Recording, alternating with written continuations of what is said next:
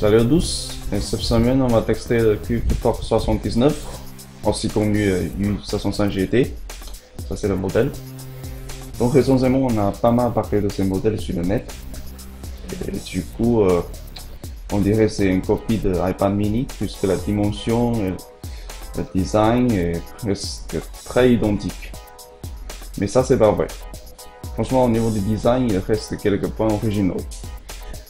Alors d'abord, je le tiens dans la main, ça sent un peu lourd, franchement, puisque la coque c'est en métal. Et là, sur la taille, on a l'objectif frontal, mais aussi le capteur luminosité et le capteur de proximité. Alors, au côté supérieur, on a une prise jack 3.5. Au côté dessous, on a une sortie de micro USB et deux sorties de haut-parleur. Et quelque part, on voit pas très visiblement un trou pour le microphone. Et côté droit, on a bouton power on-off et volume plus moins. Et aussi un emplacement pour le capsule nano. Ça c'est identique à celui de l'iPad mini. Donc, dans le packaging, on trouve aussi un kit de 301 pour les adapteurs de capsule nano. Aussi le garantie tout en chinois. Alors je prends ce pincette pour voir si cet emplacement fonctionne.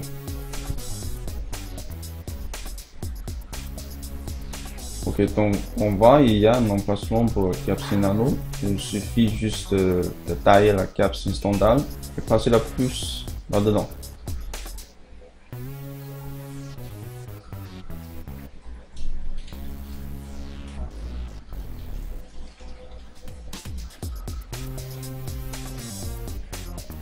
Côté droit, on n'a rien du tout. Ok, maintenant on tourne vers l'arrière. Donc sur la coque, on a les inscriptions de logo et aussi une caméra, pas de flash. Dans la coque, c'est en métal, c'est un alliage de aluminium et magnésium, assez solide. En termes de finition, je le donne une 4 sur 5, franchement c'était plutôt bien fait. Et là, la taille, c'est vraiment bien encadré. Et la coque, c'est vraiment bien polisé. Ok, ensuite, on allume la machine.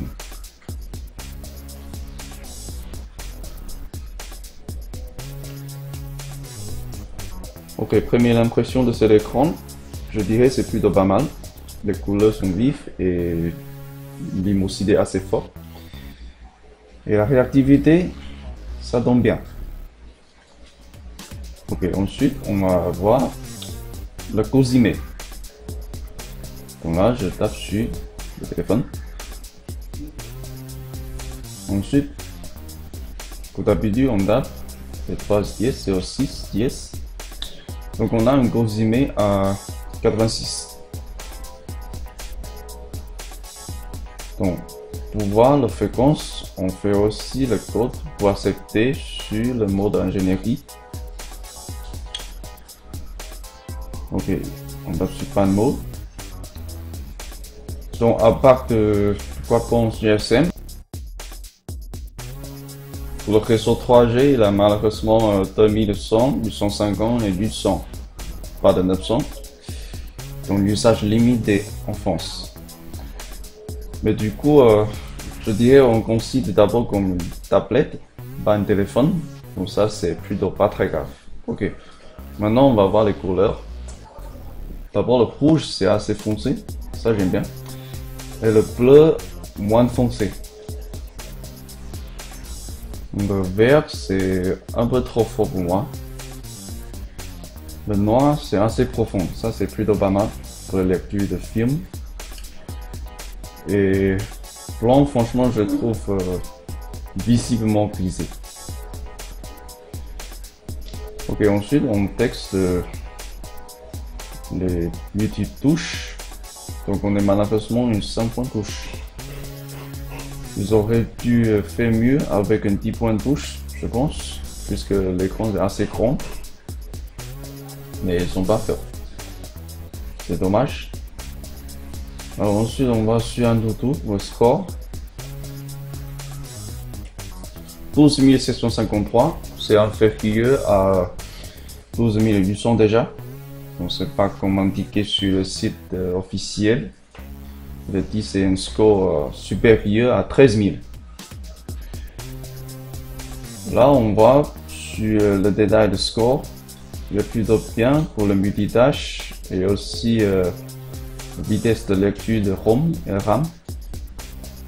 Ça c'est plutôt pas mal pour le usage multimédial. Ok, ensuite on va voir le résultat du texte de stabilité. Sur le tableau dessus, on a une valeur maximum de indice sur 61,85. Et la valeur minimum de l'indice est 56,62. Donc du coup on dirait on voit pas de grande variation. Et ça c'est plutôt pas mal. Et en termes de la température, pas de grand changement. Franchement, c'est une surprise que ça reste toujours sur le 25 degrés. Sachant que beaucoup de modèles tablets chinois se chauffent facilement. Donc, pour les caractéristiques, en détail, notre TOC 79 est équipé d'un processeur de MediaTek, le MT8389, avec un mémoire vif de 1 Go et aussi un mémoire interne de 16 Go. Ça c'est plutôt pas mal. Et pour l'écran, la taille c'est 7.9 pouces, la résolution c'est 1024 par 768. C'est la même résolution que celle de l'iPad mini. Alors, l'objectif frontal c'est 2 mégapixels, caméra en arrière 5 mégapixels avec l'autofocus. Ensuite, on a la version d'Android, c'est 4.2. On a le GPS, Wi-Fi, Bluetooth et aussi le Miracast. Mais malheureusement, on n'a pas le moyen de texter cette nouveauté sur ces modèles. Donc pour les capteurs, ceux qui sont indiqués sur ce tableau sont l'accéléromètre, la boussole et le gyroscope. Mais on va vérifier ça après sur ZDevice. En général, la configuration me paraît assez intéressante, sauf pour la fréquence de processeur, c'est un peu faible.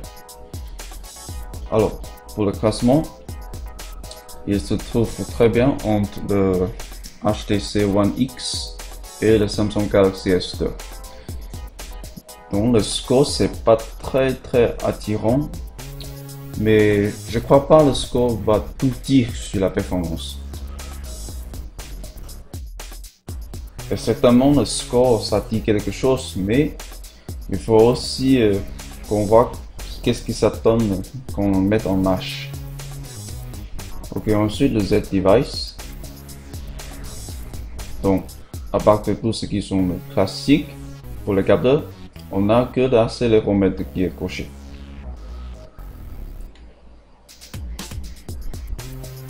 Donc là, on n'a pas le capteur de gravité. Donc on va voir, ça fonctionne plutôt bien l'accéléromètre. Ok, ensuite pour le GPS, franchement je le trouve un peu faible parce qu'on a passé un texte sous plein soleil et ça a pris 90 secondes pour détecter 11 satellites. C'est un peu faible. Alors ensuite on va ce qui s'attend pour les images. Donc c'est vrai qu'on voit le pixel qu'on en zone, mais ça c'est pas très grave. Et là dis donc la couleur c'est vraiment vif, lumosité assez modérée. C'est très agréable aux yeux, même si dans un environnement assez obscur, ça n'agace pas trop les yeux. Pour info, la résolution de ces phablettes n'est pas Full HD, mais il est capable de décoder la vidéo en Full HD. Ça, on verra plus tard. Les images sont vraiment magnifiques. On va voir ce qui s'attend avec ces deux haut-parleurs. Ok, Maintenant, on va voir si ce modèle est compatible avec le OTG. Là, j'ai déjà préparé mon lecteur.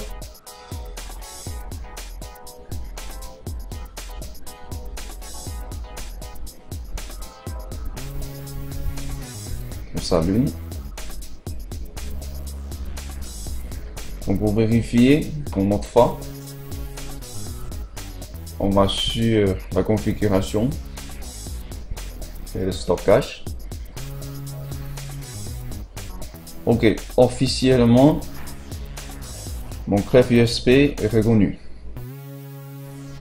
Ça c'est plutôt impératif puisque ce modèle n'a pas de remplacement de micro SD. Ok, maintenant on va tester le son. Et aujourd'hui, on va écouter à Yngwie Malmsteen.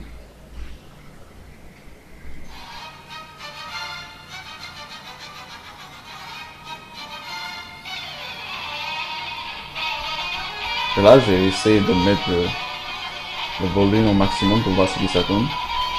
Franchement, le son est assez puissant, mais en termes de qualité, ça craque un peu. Par contre, il faut noter que on est en train d'écouter Yngwie Malmsteen, donc ce genre de musique. Franchement, ce genre de musique, c'est plutôt pour le home cinéma, par exemple. Mais mon objectif d'utiliser cette musique sur ce texte, c'est pour voir la performance de cet haut-parleur dans ces situations bien stressées. Et là, ensuite, on va regarder un concept. Un concept en 720p.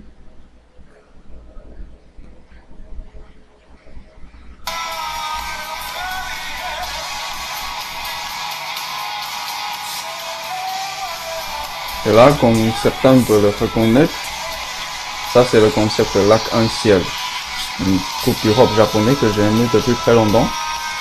Donc ce concept c'est pour fêter le 20e anniversaire. Ça c'était à Tokyo. Et là on avait 100 000 spectateurs présentés. C'est la folie. Et d'ailleurs ils ont fait le même concept à Shanghai, à Hong Kong, à Paris.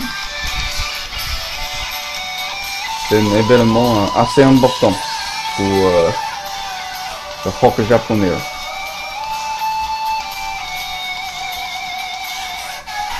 Et là, je ne veux pas inciter une polémique, mais j'ai très envie de dire que ça, c'est de la vraie musique. Et le K-pop, c'est du n'importe quoi pour moi. Ça, je comprends pas trop sa popularité. Et rappelons, l'autre fois, on avait fait le texte de lecture de vidéo avec le vidéo de Girls' Generation, le truc de K-pop là. Franchement, je comprends pas trop pourquoi les gens vont aimer ce genre de musique, et chacun son goût, disons. Et pour moi, la musique de L'Arc-en-Ciel, sans compter le succès commercial, c'est de vrai art. En plus, pour un groupe qui a joué une telle longévité, une existence de déjà 22 ans, ça c'est un miracle. 22 ans après, il jouit une popularité assez flamboyante. Et là, en Chine, beaucoup le traitent comme quelque genre de religion, hein, ces groupes du rock.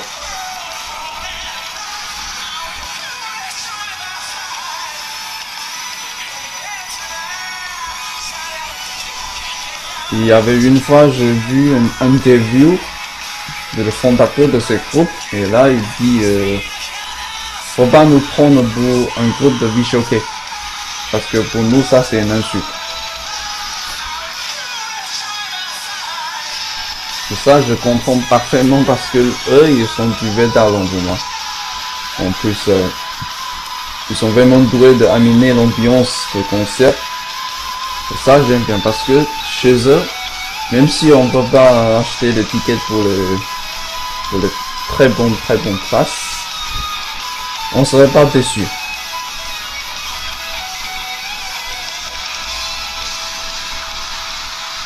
Ok, merci à l'arc-en-ciel, je vous aime pour toujours. Vous êtes mes anges, franchement. Ok, pour la caméra en arrière de 8 mégapixels, alors je vais prendre la configuration classique.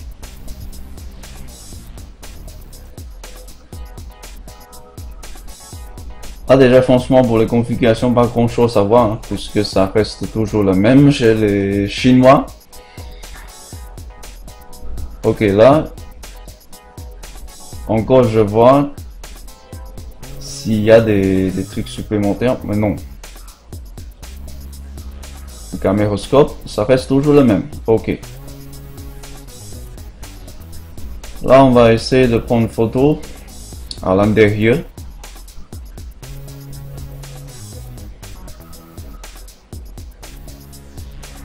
Là, franchement, l'autofocus, c'est pas très réactif, mais ça, c'est pas grave.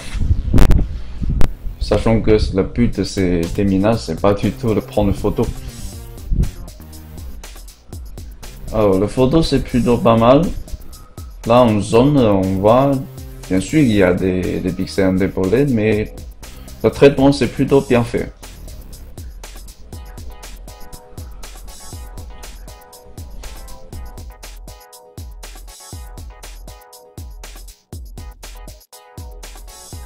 Et là, je vais fermer les rideaux pour voir ce qui s'attend la caméra là.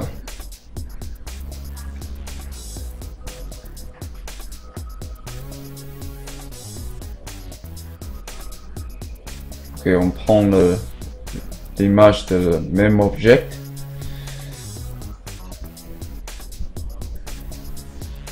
Et rappelons qu'il n'y a pas de flash.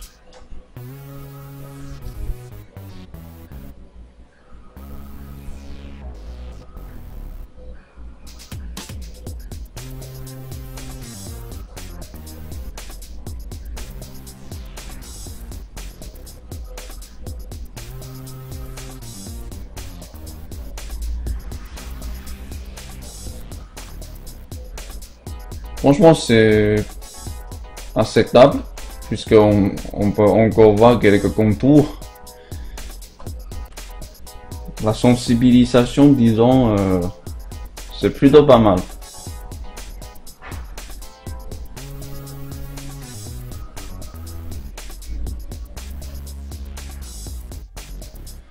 Et là, je vous montre deux photos, sans et avec HDR. Ça fait une différence évidente.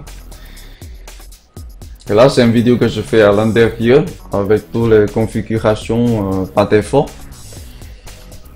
Donc, on dirait la sensibilisation de cet objectif, c'est assez respectable. Là, c'est une vidéo qu'on a fait à l'extérieur. C'est une vidéo de Full HD. Et là, pour le texte Wi-Fi, j'ai changé l'endroit, puisque dans le coin que j'étais, on n'a pas de signal. Et maintenant, on est plutôt dans un espace ouvert, assez ouvert, mais on est aussi plusieurs obstacles, par exemple le bureau. Et là, on est 20 mètres loin de routeur, sur l'étage. Mais on a quand même une très bonne réception en termes de signal. Et là, je vais choisir le plus fort pour voir ce qui se donne pour chercher un portail chinois.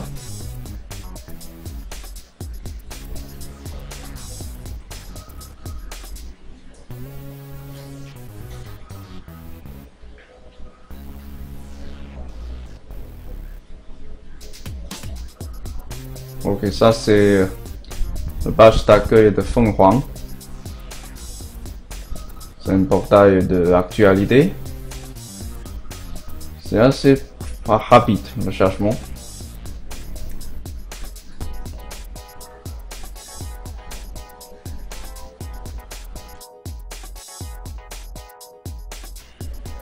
Ok, là je prends un portrait pour voir ce qui se tourne pour la lecture du texte. Et de vue ensemble sur ces navigateurs, ça allait pas mal. Et là, je essaie de zoom un peu. Alors, plus proche, là, on constate que les polices et le caractère, c'est vraiment bien affiché. Et le fond, c'est pas 100% blanc, un peu grisé, donc ça peut protéger bien les yeux. Parce que si c'est tout blanc, c'est trop agressif. Là, encore, j'ai essayé de chercher une vache. Celle-là, à prendre de but.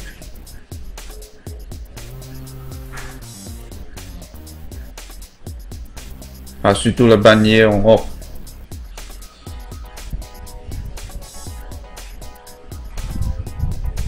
Donc c'est assez rapide. Sachant qu'on a pas mal de terminaux connectés sur ces réseaux Wi-Fi. Donc pour terminer, on va tester un jeu 3D. Ça c'est un jeu de course. Ça s'appelle le Riptide GP2. C'est un jeu de course à vedette rapide. Ça m'étonne un peu que ce jeu ait la taille de carton mou. Vu le graphique excellent. Ok, rappelons les caractéristiques.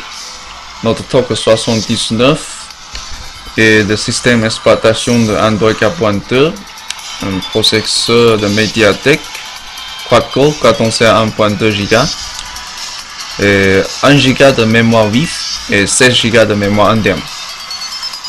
Et pour l'écran, la taille c'est 7.5 pouces, la dalle c'est un IPS capacitif 5 points touche. Résolution de l'écran c'est 1024 par 768.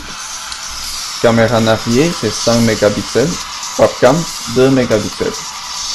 Connectique, on a le prise 3.5, le Bluetooth, le Wi-Fi et le Miracast. Mais malheureusement, pour ce texte, on n'avait pas le moyen de le tester. Donc, extension de mémoire, on n'a pas de remplacement de micro SD, mais le ODG. Capteur, on a le GPS, l'accéléromètre, capteur de gravité. Et la capacité de la batterie, c'est 4500 kA. Et là, c'est tout pour le texte de cette semaine. La prochaine fois, on va faire un texte, un terminal de Lenovo. Donc, n'hésitez pas de nous laisser quelques commentaires. Ça sera toujours intéressant qu'on puisse y répondre. Et à la semaine prochaine.